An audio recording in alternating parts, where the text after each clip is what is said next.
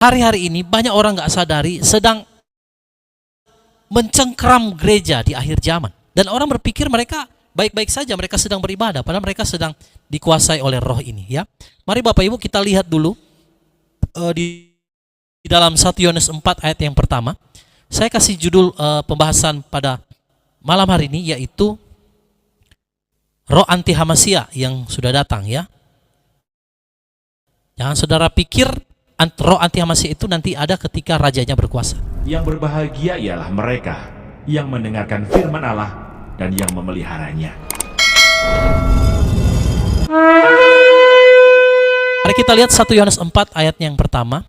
Nanti anak saya akan membantu saya untuk membacakan ayat ini. 1 Yohanes 4 ayatnya yang pertama, Indonesia Literal Translation 3. Silakan dibaca. 1 Yohanes 4 ayat 1. Hai yang terkasih, janganlah percaya kepada setiap roh. Sebaliknya, ujilah roh-roh itu, apakah dia berasal dari Elohim. Sebab banyak nabi palsu telah muncul ke dunia. Nah saudara, Ruah Yahweh Elohim mengingatkan saya tentang setiap roh.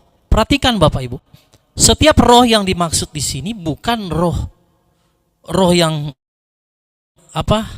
kayak orang saudara, roh gentayangan ataupun penyembah berhala ataupun dia yang okultisme, bukan. Kalau itu sudah jelas kelihatan, pasti kita tahu itu adalah setan, berasal daripada iblis.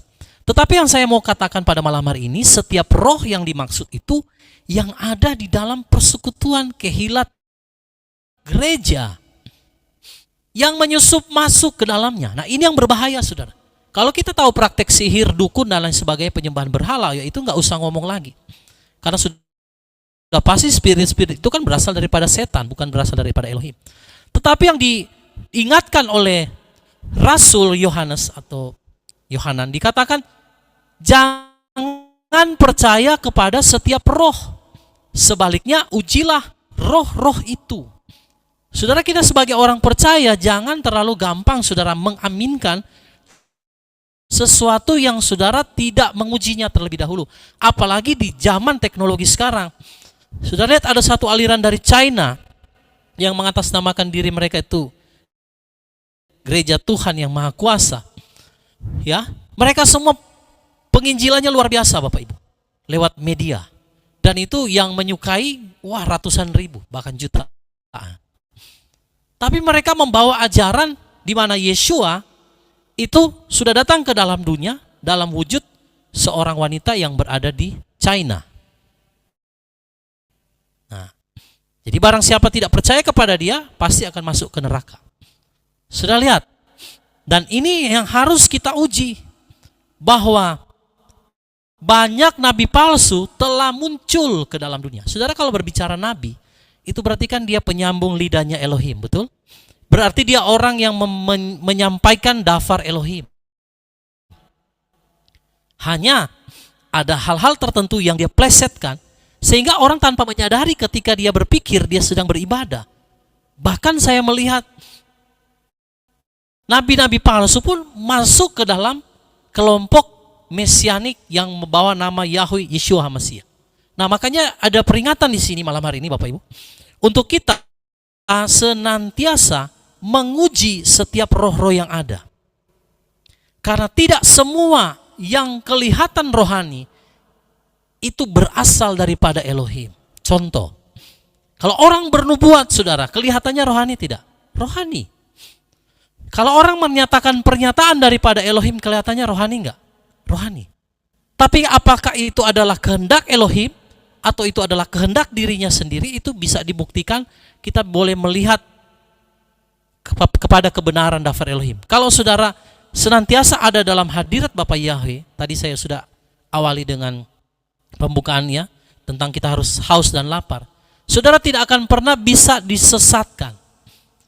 Ya, mau dia pengajarannya sehalus apapun, kalau saudara punya kepekaan secara roh, saudara punya rasa haus dan lapar, saudara punya keintiman dengan Bapa Yahweh, saudara punya haus dan lapar akan kebenaran. Orang kalau selalu baca firman, orang kalau selalu ada dalam hadirat, dia nggak akan mungkin tersesat, dia nggak akan mungkin dibodohi oleh roh-roh duniawi, saudara.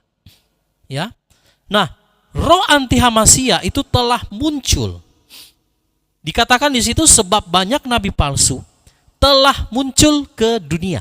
Bukan cuma satu, banyak saudara, termasuk di kalangan orang-orang yang menyembah nama Yahweh Yeshua Hamasia. Itu sudah banyak nabi-nabi palsu yang masuk ke dalam. Maka saudara, kita harus benar-benar menguji setiap roh. Nanti saudara akan lihat bagaimana supaya kita bisa mengujinya, caranya bagaimana, ya, supaya kita bisa mengetahui, ya, bagaimana supaya kita bisa tahu. Nah, roh ini berbicara saudara, entah itu berupa penglihatan, berbicara juga mungkin nubuatan, atau bisa juga mimpi, atau pernyataan-pernyataan roh. Nah, ini yang dimaksud ujilah setiap roh. Jadi ketika saudara menerima sebuah nubuatan, mimpi ataupun pernyataan, ya, biasanya orang itu kan berani menyampaikan, Tuhan bicara sama saya, Elohim bicara sama saya, Ruach Kudus bicara sama saya. Nah, saudara, itu harus diuji. Nah, sekarang saudara, supaya kita tidak mudah disesatkan oleh roh anti Hamasia yang bekerja di antara nabi-nabi palsu di akhir zaman. Bagaimana caranya? Ya. Nah, tanda yang utama di dalam menguji setiap roh, ini yang hal yang pertama. Saudara lihat 1 Yohanes 4 ayatnya yang kedua. 1 Yohanes 4 ayatnya yang kedua. 1 Yohanes 4 ayat 2. Dengan ini kamu mengenal roh Elohim. Setiap roh yang mengaku bahwa Yeshua Hamashiach telah datang dalam daging, ia berasal dari Elohim. Nah, saudara, tanda yang pertama itu dikasih tahu dalam daftar Elohim. Dengan ini kamu mengenal roh Elohim. Nah, kalau saudara melihat ciri yang pertama ini, berarti dapat dipastikan apa yang disampaikan oleh orang tersebut atau seorang hamba Elohim itu adalah benar-benar datangnya dari Elohim. Yaitu apa? Setiap roh yang mengaku bahwa Yeshua Hamashiach telah datang dalam apa? Daging. Banyak orang tidak percaya Yeshua adalah Yahweh yang menjadi manusia dalam bentuk daging. Mereka berpikir Yeshua itu adalah lain. Yeshua itu bukan Yahweh. Yeshua itu bukan Elohim. Bapak Ibu, inilah yang dikatakan roh anti Hamashiach. Yeshua dan Bapa itu adalah satu. Maka wujud Bapa di dalam manifestasi daging, dia nggak mungkin bisa datang dalam wujud kemuliaan yang besar. Kalau dia datang dalam wujud itu, seluruh bumi pasti akan musnah, saudara. Maka Bapa Yahweh mengambil rupa dalam manifestasi seorang anak manusia, maka dia gelarnya Son of Man, anak manusia. Nah, jadi kalau kita mengenal ini adalah roh daripada Elohim, roh itu harus mengaku bahwa Yeshua Hamashiach telah datang dalam daging. Bapak Ibu, saya mau bilang, dalam kelompok mesianik pun ada yang tidak percaya Yeshua itu adalah Yahweh, Yeshua itu adalah Elohim. Ada yang nggak percaya. Mereka punya pemahaman seperti orang Yudaisme yang percaya kepada Talmud bahwa Yeshua itu bukan Elohim, Yeshua itu nggak mati, bahkan Yeshua itu menikah. Saudara, itu yang ada dalam Talmud. Hati-hati, saudara. Makanya nggak semua orang yang membawa nama Yahweh itu punya roh yang berasal dari Elohim. Hati-hati, saudara. Ya, jadi setiap roh yang mengaku bahwa Yeshua Hamashiach telah datang dalam daging, maka itu berasal dari Elohim. Kalau saudara mendengar pengajaran Yeshua itu bukan Yahweh, Yeshua itu bukan Elohim, saudara sudah dapat dipastikan bahwa apa yang disampaikan bukan berasal dari Elohim. Itu tanda yang pertama. Nah, saya menemukan di dalam kelompok-kelompok mesianik ada orang-orang tertentu yang tidak percaya Yeshua itu adalah Yahweh, Yeshua itu adalah Elohim. Mereka beranggapan bahwa Yeshua itu adalah hanya utusan saja. Maka samalah mereka dengan kelompok Yudaisme yang tidak percaya kepada Yeshua adalah Yahweh. Maka firman Elohim berkata, setiap orang yang tidak mengaku Yeshua sebagai Elohim, dia adalah roh anti Hamashiach. Hati-hati, saudara. Jangan saudara kagum sudah memanggil nama Yahweh ternyata nggak mengaku Yeshua sebagai Yahweh, itu roh anti Hamasiyah. Maka kita perlu menguji setiap roh. Banyak saya mendapatkan pengajaran, melihat saudara pengajaran-pengajaran seperti itu. Bahkan di dalam grup-grup, ya, orang-orang yang menyembah nama Yahweh. Saudara, tandanya yang pertama, dia harus percaya bahwa Yeshua Hamasiyah telah datang dalam rupa daging. Jadi dia harus percaya Yeshua itu adalah Elohim yang menjadi manusia. Itu. Jika ada yang bernubuat penglihatan dan lain-lain, tapi tidak, saudara, mengaku Yeshua adalah Elohim yang datang, maka roh tersebut bukan dari Elohim. Ingat, di dalam dunia ini hanya ada dua. Kalau dia nggak berasal dari Elohim, berarti dia berasal daripada si jahat, anti Hamasiyah. Hati-hati, saudara. Ya. Katakan 1 Yohanes 4 ayat 3 tadi. Ya. Dan setiap roh yang tidak mengaku bahwa Yeshua Hamasiyah telah datang dalam daging, ia tidak berasal dari Elohim. Dan inilah anti Hamasiyah. Jadi Bapak Ibu, jangan saudara berpikir anti Hamasiyah itu nanti saudara yang datang dalam berupa raja. Betul, memang dia ada rajanya. Tetapi yang dinyatakan sebagai roh anti Hamasiyah itu adalah setiap roh yang tidak mengaku bahwa Yeshua Hamasiyah telah datang dalam daging, ia tidak berasal dari Elohim.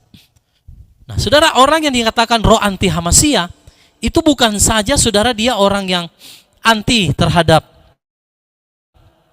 sesuatu yang berbicara rohani, tidak. Dia juga orang beribadah. Dia juga orang mengenal kebenaran.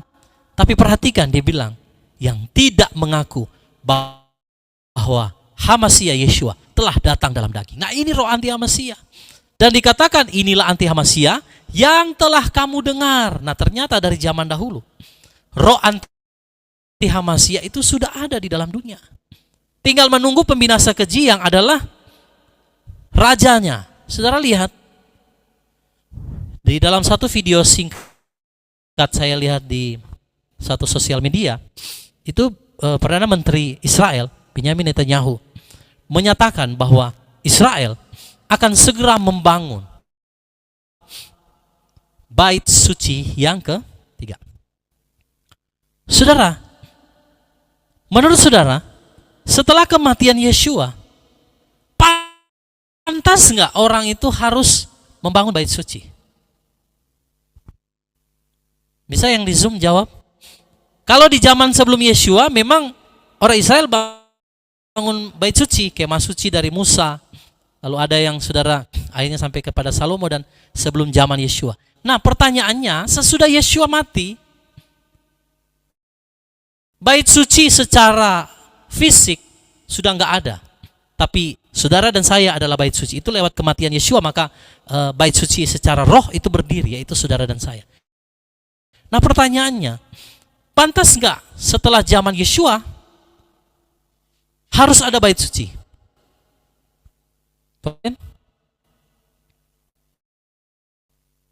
Harus nggak Pak ada bait suci? Benar nggak kalau harus ada bait suci? Tidak, Pak.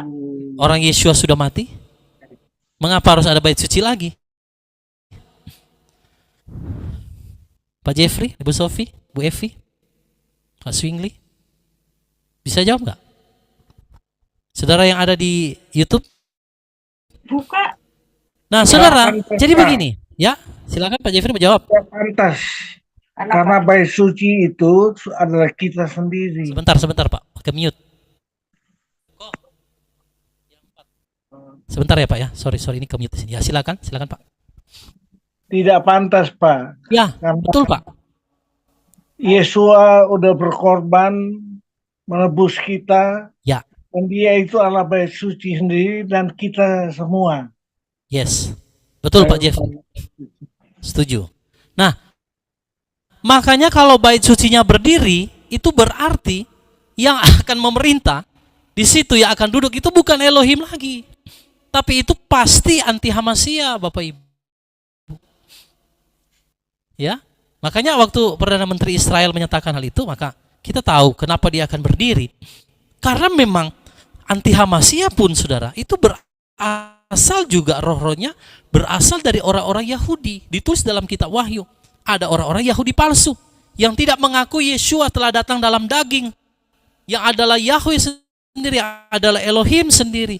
Mereka tolak, itulah roh anti-Hamasiyah. Makanya jangan heran kalau anti-Hamasiyah itu akan mengupayakan pembangunan bait suci di Israel, karena dia yang akan di sana, bukan Bapa Yahweh ataupun Yeshua yang akan ada di sana. Saya bisa paham ya? Nah, jadi saudara, kita juga harus berhati-hati terhadap golongan Yudaisme yang tidak percaya Yeshua itu sebagai Elohim. Ya, ajaran mereka sudah banyak disisipkan masuk ke dalam ajaran mesianik, termasuk ajaran-ajaran Kabalah, ajaran-ajaran dicampur dengan Talmud yang berkata Yeshua itu menikah. Makanya mereka nggak percaya Yeshua itu Elohim yang menjadi manusia, saudara. Nah, inilah tanda yang paling pertama yang tadi Rasul Yohanes katakan itu adalah roh anti-Hamasiyah, Bapak Ibu. Harus hati-hati. Kita juga sebagai penyembah Bapa Yahweh jangan sembarangan, saudara, menerima setiap ajaran, apalagi yang menolak Yeshua itu sebagai Elohim. Ini anti-Hamasiyah. Dan dikatakan bahwa sekarang dia sudah ada, berarti dari zaman rasul-rasul memang roh itu sudah ada, orang-orang yang menentang Yeshua sebagai Elohim. Apalagi di zaman ini pasti sangat banyak.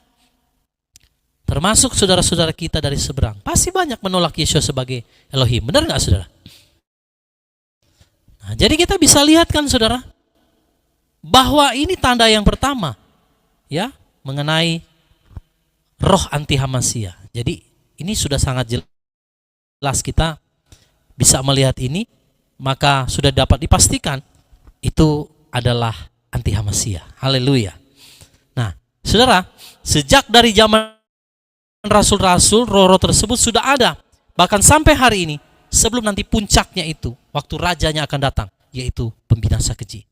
Nah, saudara, setiap orang yang memiliki Ruach HaKodes itu akan mengalahkan roh-roh anti-Hamasiyah. Saudara percaya enggak?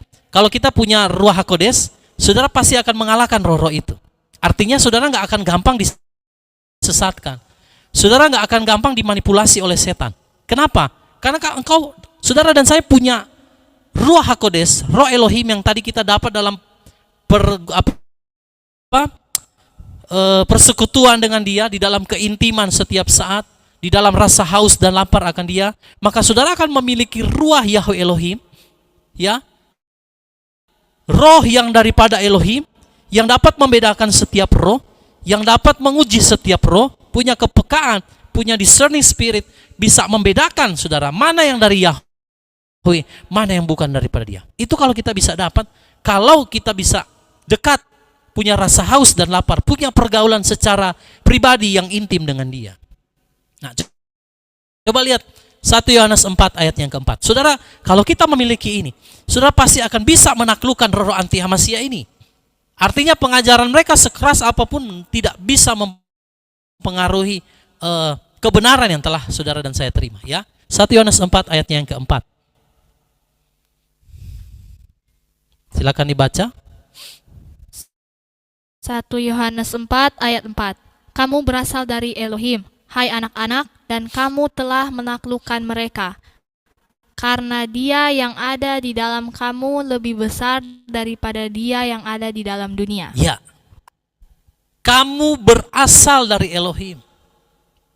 Orang yang berasal dari Elohim pasti dia memiliki satu hubungan yang pribadi yang sangat intim dengan Bapa Yahweh. Nah, kalau kita punya itu, kita berasal dari Elohim, dikatakan, kita percaya Yeshua telah datang dalam wujud daging, maka kita berasal dari Elohim. Amin. Dan setelah itu kalau kita berasal dari Elohim, maka kita dapat menaklukkan roh-roh anti-Hamasiyah ini. Karena apa, saudara? Dia yang ada di dalam kamu, yaitu Ruach HaKodes, roh Yahweh Elohim, ada di dalam kita. Dia lebih besar dari roh-roh yang ada di dalam dunia ini. Makanya kalau orang itu sudah memiliki Ruach HaKodes, perhatikan Bapak Ibu, dia nggak akan mudah terpengaruh dengan ajaran ini dan ajaran itu. Saya banyak melihat di kawanan kecil ada beberapa orang yang bimbang, saudara. Nanya sini, nanya situ, karena dia nggak punya satu pergaulan yang karib dengan Yahweh. Sehingga dia gampang diombang-ambingkan, saudara.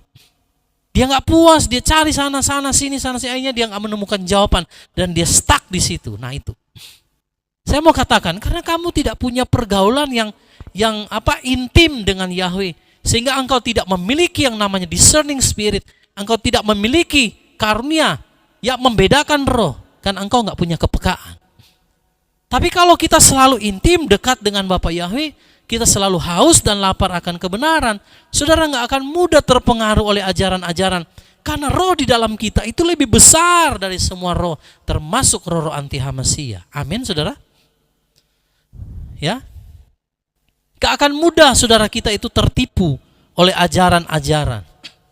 Saya selalu mendapatkan begitu banyak WhatsApp, saudara, pertanyaan-pertanyaan yang harus saya jawab.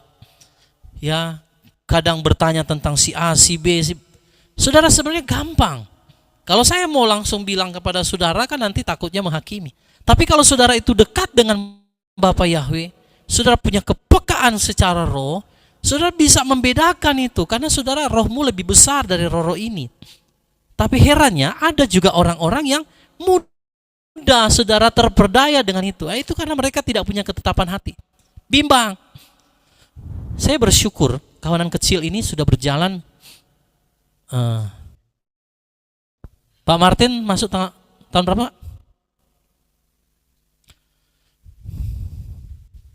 Mic-nya Pak, mic-nya. Tahun 2003 Pak. berapa?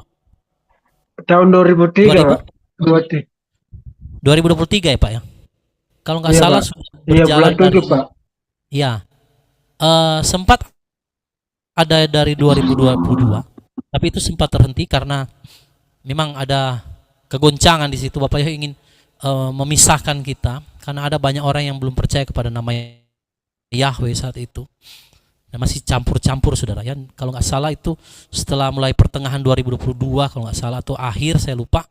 Dan baru ya Ibu Sofi juga 2023 ya Maret. Nah, berarti sekitar akhir-akhir daripada atau pertengahan 2022. Nah, sepanjang itu saya melihat begitu banyak orang saudara yang gampang diombang-ambingkan oleh pengajaran yang tidak sesuai kebenaran, karena mereka nggak punya ketetapan hati, karena mereka nggak punya karunia membedakan roh. Karena saya melihat orang ini, waduh, tidak punya keintiman dengan Bapa Yahweh. Dalam ibadah saja malas saudara. Apalagi menyembah di kamar belum tentu. Sedangkan yang kelihatan saja malas, gimana di kamar ya, udah nggak ada yang tahu lagi saudara. Mari miliki hati yang haus dan lapar akan Yahweh saudara. Kalau kita punya itu, kita punya discerning spirit, kita punya roh yang besar, kita punya roh yang perkasa, sehingga kita nggak mudah diombang-ambingkan saudara oleh angin-angin pengajaran yang dimuati atau disusupi oleh roh-roh anti Hamasia ini. Bahaya. Jangan saudara pikir, wah ini pengajaran, wah ini sesuatu yang rohani. Roh anti Hamasia bisa masuk di dalamnya saudara, menyeret engkau keluar daripada kebenaran. Nah itu ya, kuncinya kita harus memiliki Ruach HaKodes. Itu saja. Orang nggak mungkin punya Ruach HaKodes kalau dia nggak punya pergaulan. Dia harus punya pergaulan. Itu sebabnya Bapak Ibu, di dalam kehausan kita akan Dia, pasti Bapa Yahweh akan berikan hikmat untuk kita bisa membedakan mana yang berasal daripada Dia, mana yang bukan.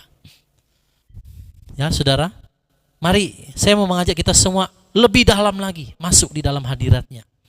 Entah itu di dalam persekutuan kita seperti ini, saudara harus punya rasa haus dan lapar akan Dia. Ataupun secara pribadi ketika saudara sedang ada di kamar, ketika sedang sendirian, mari miliki rasa haus dan lapar itu. Ya. Puji Bapak Yahweh. Ya, terima kasih Ibu Tati. Hampir 4 tahun memang kalau ditambah dengan yang channel yang pertama ya. Tapi kalau channel kawanan kecil yang baru ini baru sekitar 2 tahunan. Oke. Kita akan lanjut. Itu yang pertama ya. Jadi gimana caranya kita mau melihat roh itu bukan berasal daripada Elohim, yaitu yang nggak mengakui Yeshua sebagai Elohim yang datang dalam daging. Lalu yang kedua, secara cepat saja,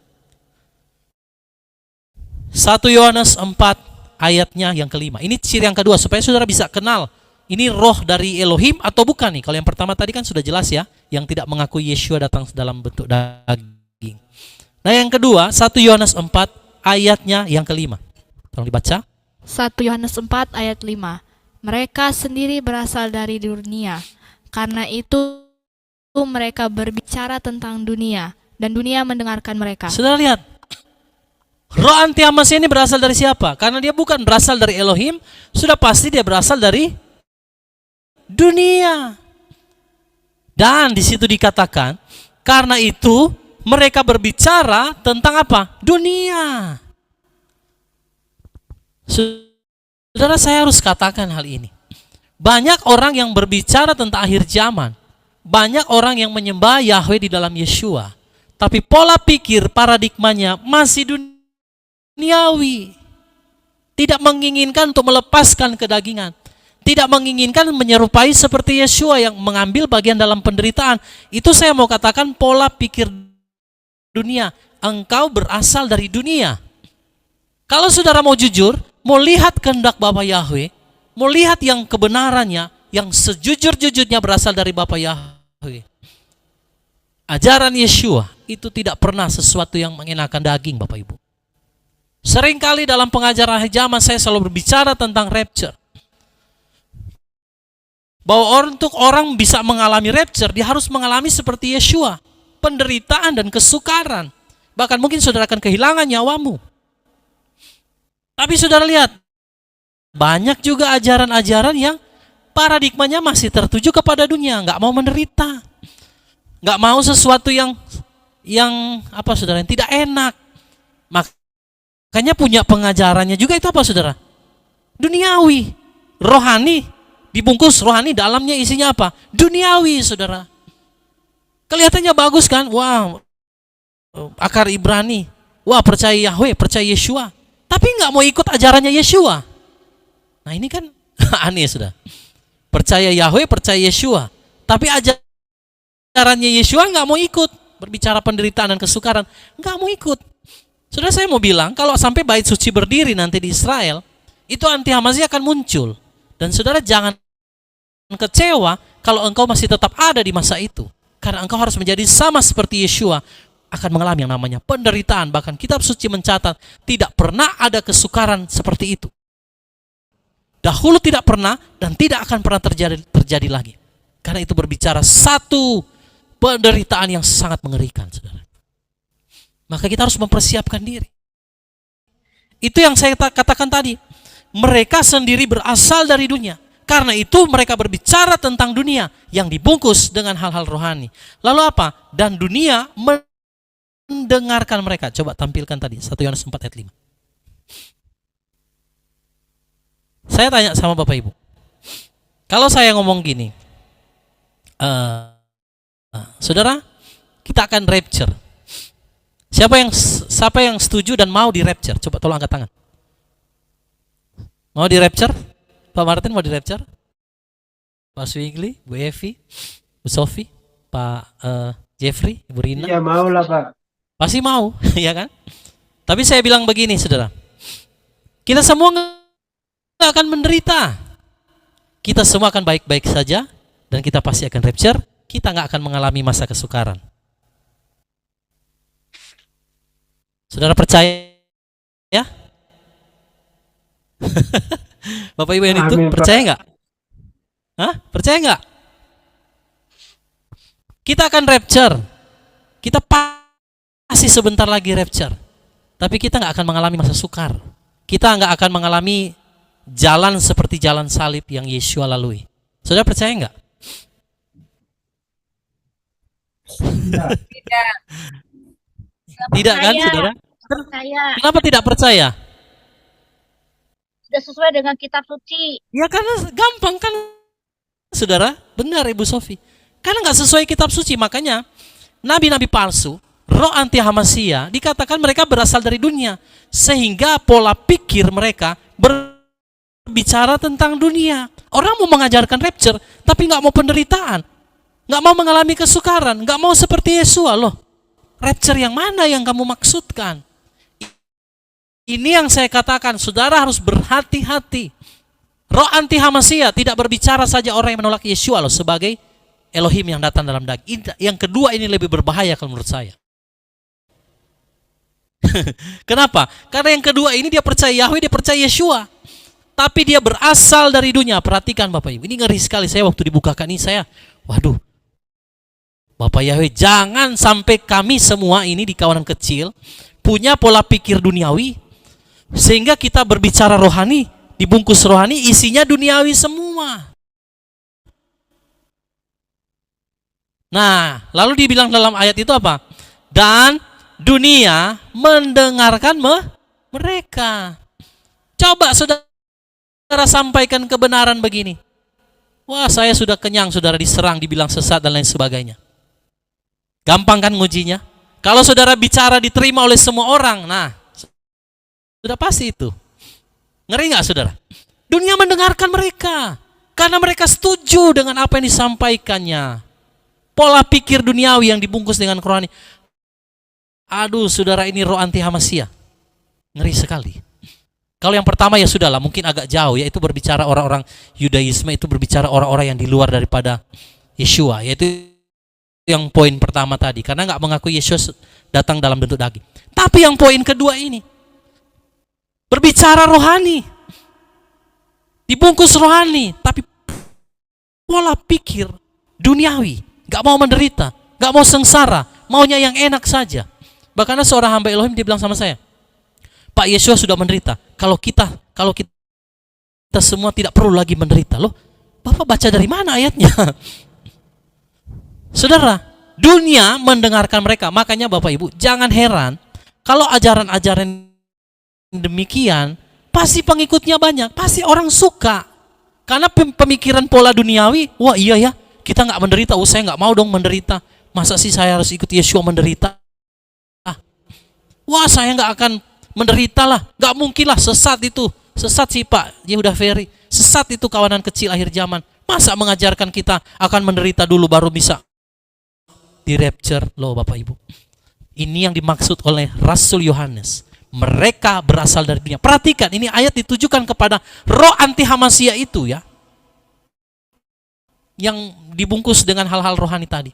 Bukan orang-orang yang gak mengenal Yeshua loh mereka ini. Itu sebabnya saudara jangan terlalu percaya kalau ada orang yang pengikutnya banyak, saudara. Uji ajarannya. Kenapa orang banyak suka dengerin? Kenapa orang banyak suka terima? Karena yang disampaikannya itu sesuai dengan pola pikir mereka yang sama-sama duniawi. Bapak Ibu, saya sama sekali tidak pernah mencari subscriber di pemberitaan Daftar Elohim di YouTube ini. No. Saudara mau ada join di Zoom? Puji Bapak Yahweh. Enggak ada pun enggak apa-apa. Apakah karena enggak ada yang join Zoom terus saya berhenti memberitakan Daftar Elohim? Tidak, saudara. Karena ini sudah tanggung jawab kita sebagai orang-orang yang percaya kepada Yeshua, harus memberitakan Injil. Nah itu saudara, ya. Jadi harus hati-hati. Ini penyesatan yang lebih halus lagi. Roh anti Hamasiyah yang percaya saudara, mungkin dia orang-orang yang rohani, tapi punya pola pikir duniawi. Nah, orang yang mencintai dunia sudah pasti akan terbujuk oleh tipu daya mereka, saudara.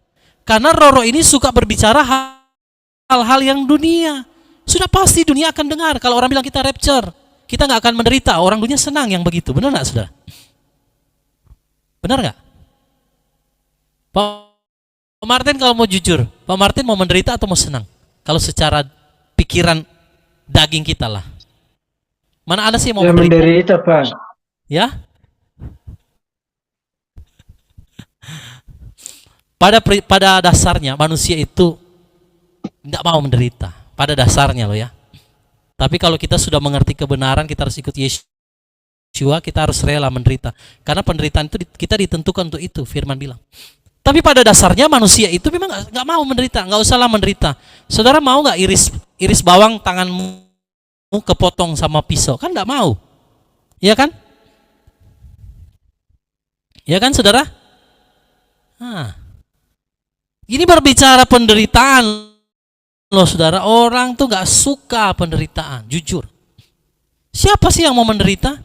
Tapi kalau kita sudah tahu kebenaran, kita harus tahu bahwa itulah jalan untuk ke sana, saudara. Jadi saya itu tidak pernah memperhitungkan soal jumlah atau apapun, saya nggak terlalu pusing dengan soal itu. Bahkan di kelompok kami di sini pun, mau berapapun bertahan 1-2 orang ya, tetap saya akan layani sampai Yeshua HaMashiach datang. Mau ada orang nggak ada orang ya, tetap saudara saya akan layani. Nah ini, hati-hati Bapak Ibu. Poin kedua ini, aduh sangat mengerikan. Saya berdoa supaya kita semua bukan orang-orang yang punya pola pikir duniawi, saudara ya. Aduh, hati-hati setiap ajaran. Bukan saya mau mendiskreditkan orang ya, atau pengajaran ataupun channel-channel tertentu. Bapak Yahweh tahu hati saya. Saya sangat mengasihi saudara semua. Bahkan hamba-hamba Elohim yang berbicara senama Yahweh, saya sangat menghormati mereka. Tapi mohon maaf, untuk kebenaran kita harus berbicara ya di atas ya, tidak di atas tidak, karena selebihnya itu berasal daripada jahat, saudara. Ingat itu ayat. Kalau saudara berbicara sesuatu yang rohani, keluar dari daftar Elohim, keluar daripada kebenaran yang sejati, maka itu berasal daripada sejahat. Sekalipun engkau bungkus dengan hal rohani, hati-hati saudara. Ngeri ya? Ya, tapi orang yang memiliki Ruach HaKodes, dia akan mengalahkan tipu daya mereka meski tidak didengarkan oleh dunia. Saudara mau pilih, saudara mau didengarkan oleh dunia atau enggak mau didengarkan? Tapi saudara berbicara atas nama kebenaran, mau pilih mana? Saudara disukai banyak orang tapi saudara menyimpang kepada kebenaran, kompromi dengan dunia, atau saudara tidak disukai tapi saudara berjalan dalam kebenaran? Pilih yang mana? Tidak disukai, Marta, tetapi pilih mana? berjalan dalam kebenaran. Tidak Iya. disukai, Pak. Yang penting jalan kebenaran, Pak. Ya, itu saudara yang bilang. Itu kan iman kita. Kenapa bisa berkata begitu? Karena saudara sudah mengerti kebenaran. Maka dari awal tadi firman Elohim katakan, uji setiap roh. Uji, saudara. Hati-hati. Lalu secara cepat saja yang ketiga, kita sudah tahu ini golongan-golongan orang ya yang punya roh anti HaMashiach. Yang pertama itu orang memang yang nggak percaya Yeshua, ya sudah pasti itu. Lalu yang kedua ini orang percaya Yeshua, tapi pola pikirnya masih duniawi. Ya saudara, ini hati-hati. Dan itu banyak di dalam gereja. Kita harus akui hal itu, bahkan termasuk orang-orang yang menyembah Bapa Yahweh tidak membawa ajaran yang benar sesuai dengan ajaran Yeshua. Karena pola pikir mereka masih duniawi. Nah yang ketiga, 1 Yohanes 4 ayatnya yang ke-6. Bagaimana cara kita melihat bahwa ajaran tersebut adalah bukan berasal dari Elohim? 1 Yohanes 4 ayatnya yang ke-6. 1 Yohanes 4 ayat 6. Kita berasal dari Elohim. Siapa yang mengenal Elohim, ia mendengarkan kita. Siapa yang tidak berasal dari Elohim, ia tidak mendengarkan kita. Atas dasar ini kita mengenal roh kebenaran dan roh kesesatan. Saudara, kalau kita baca ayat ini, akan kelihatan dua kelompok. Berasal dari Elohim. Siapa yang mengenal Elohim, dia mendengarkan kita.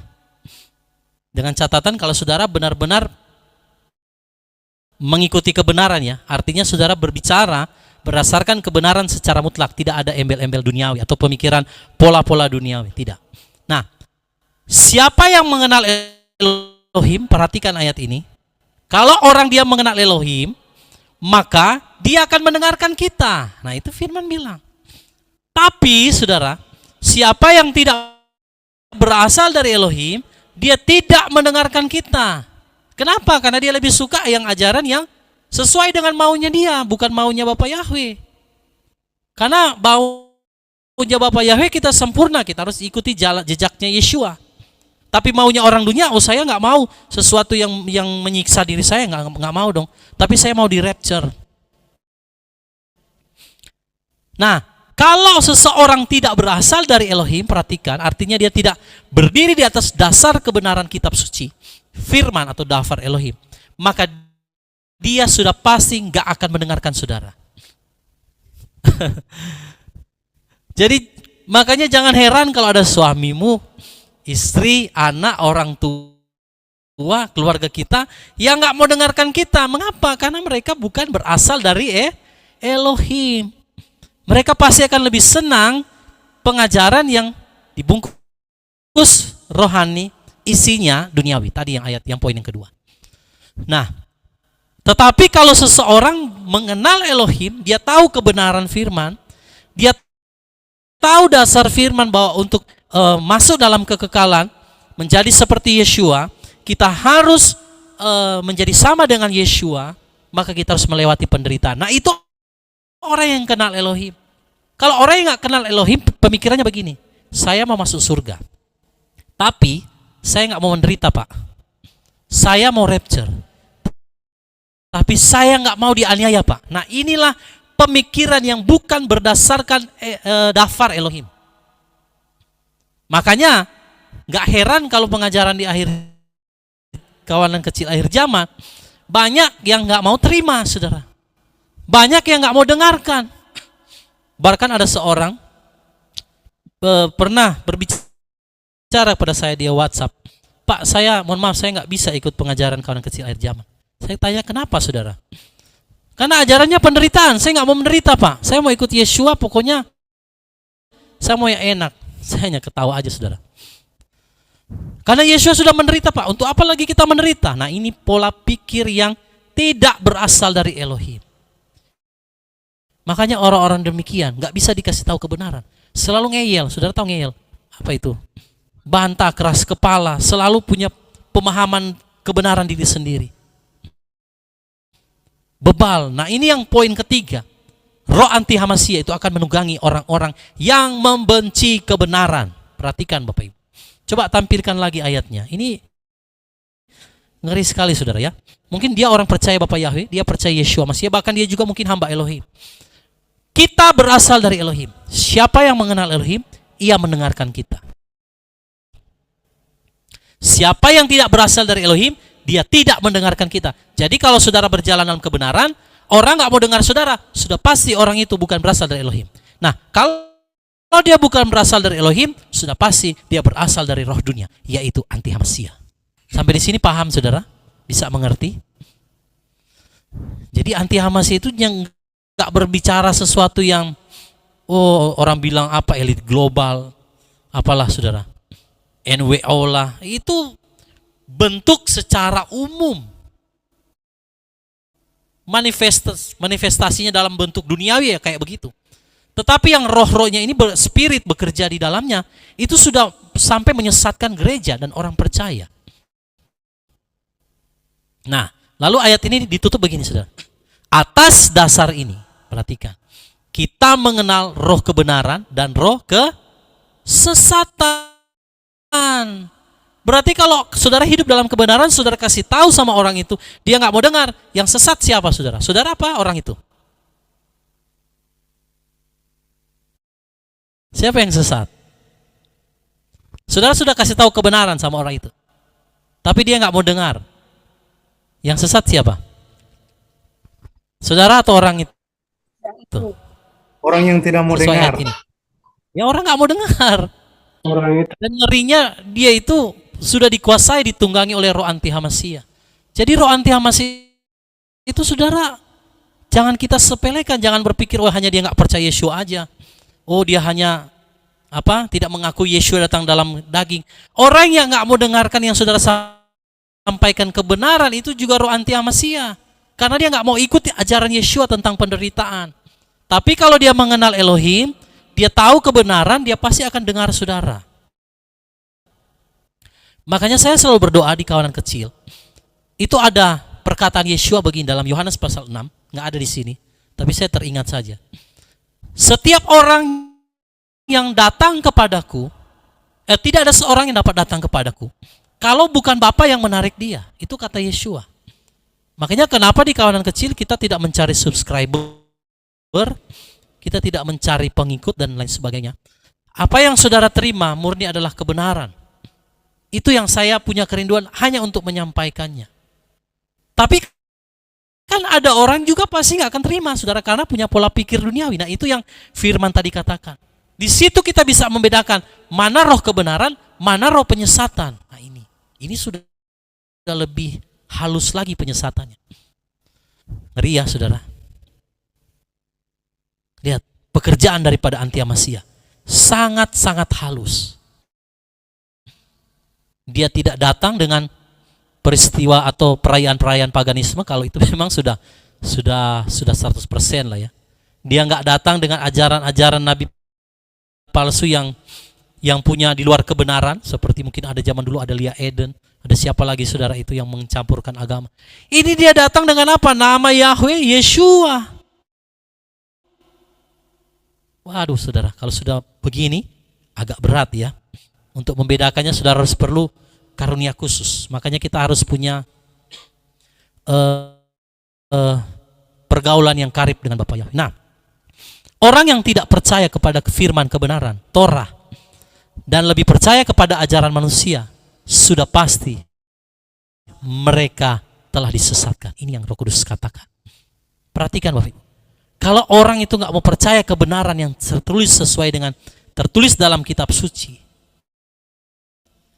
maka sudah pasti sekalipun dia beribadah, sekalipun dia mungkin kelihatan rohani, dia sedang disesatkan oleh roh anti Hamasiyah. Makanya dalam ayat yang tadi itu saudara, disinilah dasar inilah kita bisa bedakan mana roh kebenaran, mana roh kesesatan.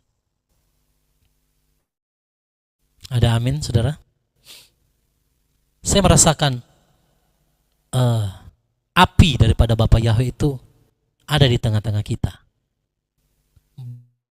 Beberapa orang dari Bapak Ibu mungkin akan melihat di screen-nya, itu seperti api. Ada juga yang kayak bara. Kalau saya lihat lebih merah. Merah sekali saudara ya. Mungkin ada yang bisa lihat, mungkin ada yang enggak ya. Tapi saya merasakan bahwa mungkin Roh Kudus mau kita memberikan perhatian lebih lagi atas kebenaran yang selama ini Bapak Yahweh sudah sampaikan. Supaya kita jangan sampai terseret oleh ajaran-ajaran ini. Ada orang-orang yang membenci kebenaran, tidak mau tunduk kepada kebenaran. Sudah dikasih tahu kebenaran, nggak mau tunduk saudara. Nah ini yang bahaya.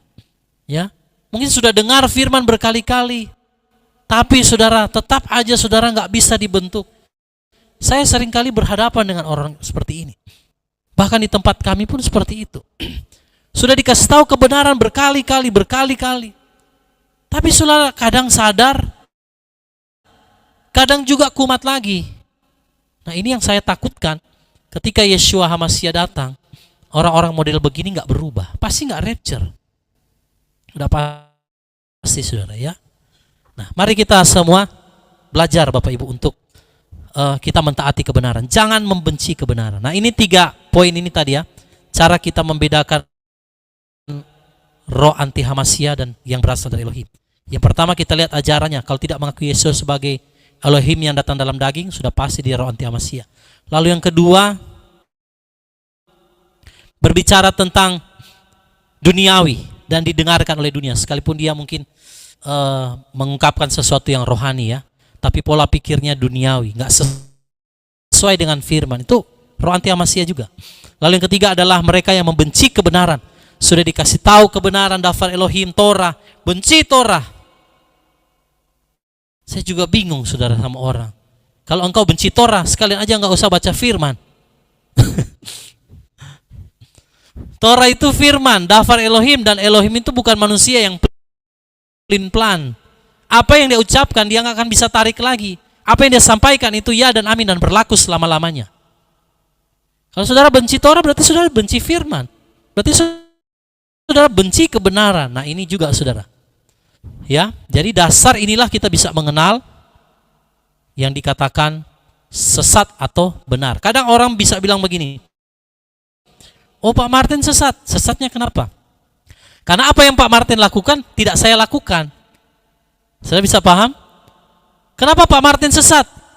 Ya karena Pak Martin lakukan yang saya tidak lakukan. Oh berarti saya mengerti. Dasar engkau membuat kesesatan itu bahwa ukurannya saya. Ngerti ya saudara? Ngerti ya saudara? Jadi ukuran kebenaran diri saya. Kalau Pak Martin nggak lakukan itu, saya lakukan. Oh Pak Martin sesat. Kenapa? Ya karena dia nggak lakukan seperti saya. Berarti standar kebenaran kebenarannya bukan daftar Elohim, tapi diri saya. Saudara bisa paham nggak? Kan ada orang yang berkata begitu. Wah, si A sesat, si B sesat. Kenapa ditanya sesat? Ya karena dia lakukan yang tidak saya lakukan. Nah, kalau dia bilang, ya karena dia lakukan nggak sesuai firman, nah itu saya setuju. Tapi kalau dia bilang, ya karena dia lakukan, saya nggak lakukan, sesatlah dia. Nah, itu berarti standar kebenaran dirimu, bukan firman lagi. Ini yang bahaya, saudara. Nah, jadi orang-orang seperti ini, saudara, yang dikatakan dikuasai oleh roh antiamasia, membenci kebenaran yang sejati. Kebenaran yang setengah-setengah disampaikan, hanya setengah-setengah, itu juga adalah dosa, saudara. Jadi kalau sudah berbicara kebenaran, mari bicara kebenaran yang seluruhnya. Jangan sampaikan setengah, setengahnya disimpan. Itu juga berdosa di hadapan Bapa Yahweh. Nah, sekarang saudara sudah mengetahui apa itu roh anti-Hamasia dan bagaimana ciri-cirinya, sehingga saudara bisa bedakan. Sekarang pertanyaannya, bagaimana supaya kita bisa terhindar atau tidak termakan atau tidak terikut, terseret dalam ajaran daripada nabi-nabi palsu ataupun roh anti-Hamasia ini? Oke, 2 Yohanes 1 ayat yang ke-6. Ini yang perlu Bapak, Ibu, dan Saudara dan saya lakukan ya, untuk supaya kita bisa terhindar daripada kesesatan yang dilakukan oleh roh anti-Hamasia yang menyamar ya di dalam nabi-nabi palsu di akhir zaman. Karena rasul-rasul sudah mengingatkan kita, jadi kita harus waspada. Hal yang pertama adalah 2 Yohanes 1 ayat yang ke-6. Tolong dibaca. 2 Yohanes 1 ayat 6. Dan inilah kasih itu, bahwa kita harus berjalan sesuai dengan perintah-perintahnya. Inilah perintah itu, sama seperti yang telah kamu dengar dari semula, bahwa kamu harus berjalan di dalamnya. Ya. Dan inilah kasih itu. Perhatikan Bapak Ibu. Apa itu kasih? Bahwa kita harus berjalan sesuai dengan perintah-perintahnya. Kalau perintahnya kita harus menderita, saudara mengasihi dia, saudara harus berjalan dalam perintah itu. Kalau engkau nggak berjalan dalam perintah itu, artinya saudara tidak memiliki kasih kepada Yahweh. Makanya saya mau katakan dengan tegas, kalau Bapak Ibu mau rapture dan percaya rapture, tapi nggak percaya akan mengalami aniaya dan penderitaan, engkau tidak punya kasih agape. Karena dibilang inilah kasih itu, bahwa kita harus berjalan. Sudah tahu nggak berjalan? Artinya saudara mengikuti jejak Yeshua. Kalau Yeshua menderita, berarti kita juga harus menderita. Tapi kalau engkau mau di rapture, engkau percaya rapture, engkau nggak mau menderita, itu sama aja engkau tidak punya kasih agape itu. Dan inilah perintah itu, sama seperti yang telah kamu dengar dari semula, dari yang sudah disampaikan nabi-nabi, rasul-rasul, bahwa kamu harus berjalan di dalamnya. Apa yang disampaikan nabi, rasul, bahkan juga Yeshua sendiri, kita harus berjalan baru kita bisa memiliki yang namanya kasih agape. Makanya dalam ibadah Sabat beberapa waktu yang lalu saya berbicara tentang kasih yang sempurna, melenyapkan segala ketakutan, termasuk ketakutan kita tentang penderitaan dan kesukaran, Bapak Ibu. Kalau engkau sudah takut penderitaan dan kesukaran, engkau nggak punya kasih yang sempurna, engkau tidak bisa berjalan mengikuti perintah-perintah Yahweh di dalam firman-Nya. Nah, saudara, jadi kita harus berjalan dalam perintah itu. Baru kita bisa memiliki kasih agape. Orang kalau sudah memiliki kasih agape, maka dia, saudara, tidak dapat disesatkan oleh ajaran yang bagaimanapun. Saya jamin itu. Makanya poin yang pertama adalah kita harus taat kepada perintah tanpa kompromi. Jangan pernah kompromi dengan dunia. Sudah tahu kebenaran, sudah tahu itu dilarang. Jangan kita mau bebal, jangan kita mau mengikuti, karena nggak enak sama keluarga, nggak enak sama saudara, nggak enak sama kakak, nggak enak sama adik, nggak enak sama orang tua. Sudah tahu itu kebenaran, jangan kamu lakukan. Maksudnya kalau itu tidak sesuai kebenaran, jangan kita lakukan. Tapi kalau kita tahu ini kebenaran, ini sesuai firman, maka berjalanlah di dalamnya, kata firman tadi. Coba tampilkan lagi.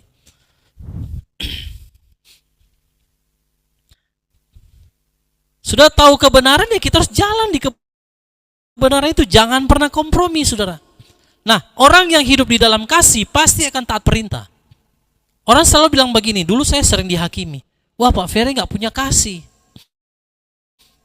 Apa yang membuat saya nggak punya kasih?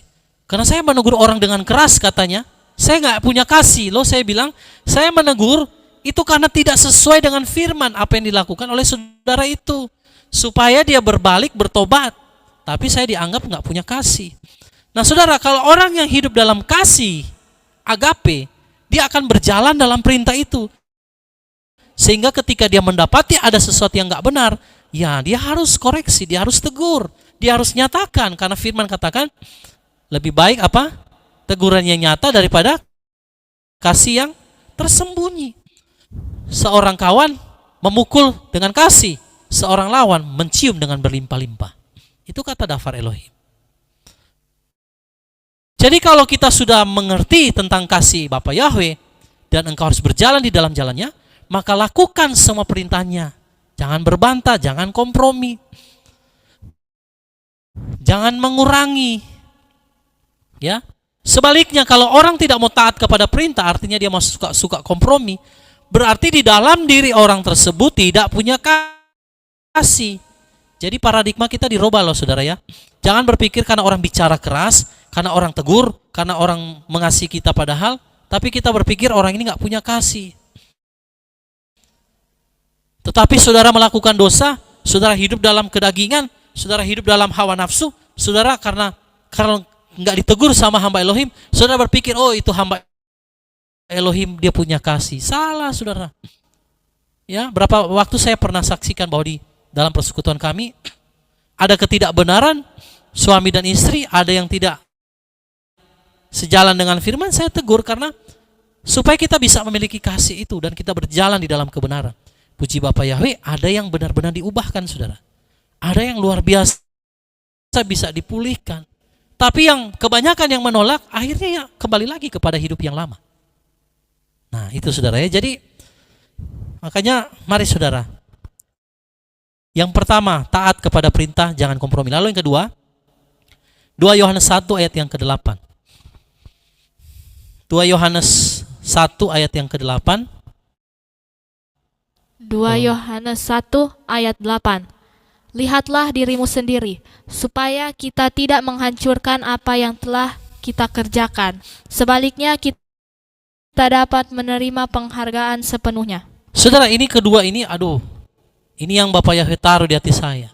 Ada orang-orang yang sudah mendengarkan kebenaran dari awal mungkin channel ini. Atau yang mungkin dalam persekutuan offline di tempat kami. Sudah mendengar begitu banyak kebenaran. Tetapi apa saudara? Lihatlah dirimu sendiri, kata firman. Supaya kita tidak menghancurkan apa yang telah kita kerjakan, saudara. Ada orang-orang yang sudah berjalan dalam kebenaran, sudah mengerti kebenaran, tapi karena dia kompromi, dia merusak semua. Iman yang paling gawat itu ada juga yang mungkin istrinya bisa merusak suaminya. Padahal sudah sama-sama percaya, sama-sama berjalan. Oleh karena keinginan daging, oleh karena kompromi, merusak iman anak-anak. Ini yang paling bahaya, saudara. Jangan sampai kita menghancurkan apa yang telah kita kerjakan. Jangan sampai oleh karena keegoisan orang tua, iman anak-anak kita mati, saudara. Oleh karena perbuatan orang tua yang menghancurkan apa yang Bapak Yahweh telah bangun melalui kebenaran. Ini celaka, Bapak Ibu. Makanya di situ Rasul Yohanes berkata, lihat dirimu sendiri. Ngaca begitu, saudara, kalau orang Jakarta bilang. Supaya kita tidak menghancurkan apa yang sudah dibangun, kebenaran yang sudah ditanam, apa yang sudah disampaikan kepada saudara, jangan dihancurkan hanya karena engkau mau kompromi. Jangan hanya karena engkau mau apa saudara, menikmati daging dan duniawi. Akibatnya iman sebenarnya suami ataupun istri sudah bagus, istrinya punya iman bagus, karena suaminya akhirnya rusak semua. Istrinya rusak, anak-anaknya juga rusak, saudara. Ada juga suaminya bagus imannya, istrinya kompromi, akhirnya suami juga ikut terseret. Banyak kayak begitu. Jangan menghancurkan apa yang telah kita kerjakan. Kita sudah jalan cukup jauh, saudara. Bapak Ibu, apalagi yang sudah ikut dari awal. Di sini ada orang-orang yang dari awal sekali. Ya, termasuk Ibu Tati itu dari awal sekali, saudara. Sudah mengikuti, saudara. Ya. Banyak saudara dari awal. Jangan apa yang saudara sudah terima, jangan sampai dihancurkan. Hanya karena saudara kita mau kompromi. Yang paling mengerikan kalau itu dalam keluarga. Mari berjalan dalam satu iman, satu kasih. Kalau suami salah, istri jangan takut tegur.